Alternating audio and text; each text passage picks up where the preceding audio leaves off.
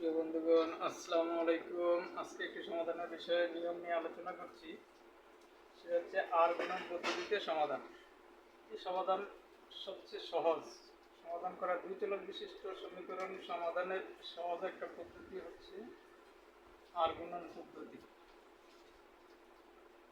কিন্তু এই নিয়মের সূত্রটা অনেকের মনে থাকে না, তাই এই নিয়মটা ফলো করে। এই সূত্রটা মনে রাখার ট্রিক্সটা হচ্ছে উনিমা।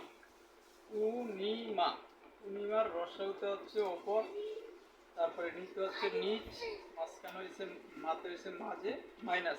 পূর্ণিমা হচ্ছে ওপর থেকে নিচের দিকে যাবে, মাঝখানে মাইনাস হবে। যখন আমরা বলবো এক্স, তাহলে এক্সের সহগ বাদ যাবে, তাহলে থাকবে কি এখানে বাকি দুটো হচ্ছে ওপর থেকে নিচে যাবে v1c2 মাঝখানে মাইনাস, মা মানে মাঝে মাইনাস। প্রথম হচ্ছে v1c2, আবার আমরা উপর থেকেই যাব, কারণ এটা তো আমার আসবে না, আসবে হচ্ছে তারপরে এটা। তাহলে v1c2 মাঝখানে মাইনাস, আবার উপর থেকে নিচ c1v2,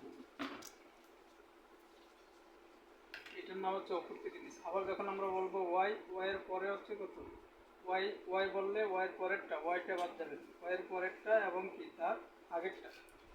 তাহলে y এর পরে হচ্ছে c1 এর সাথে হবে কি a2, তাহলে c1 a2, এটা হচ্ছে ওপর থেকে নিচ, আর মাঝখানে কি মাইনাস, তাহলে y এর সহগ বাদ যাবে, আবার হবে কি a1 c2। তাহলে আমার সূত্রের টেকনিকটা কি, উনিমা ওপর থেকে নিচ, মাঝখানে কি দেবো মাইনাস।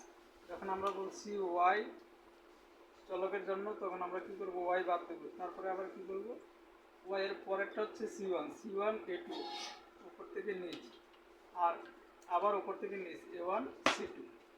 আর যখন আমরা ধ্রুবকের জন্য কাজ করবো, অর্থাৎ c1 নেব, তখন এটুক বাদ যাবে, আমার বাকি xy এর সহগ নিয়ে কাজ করতে হবে।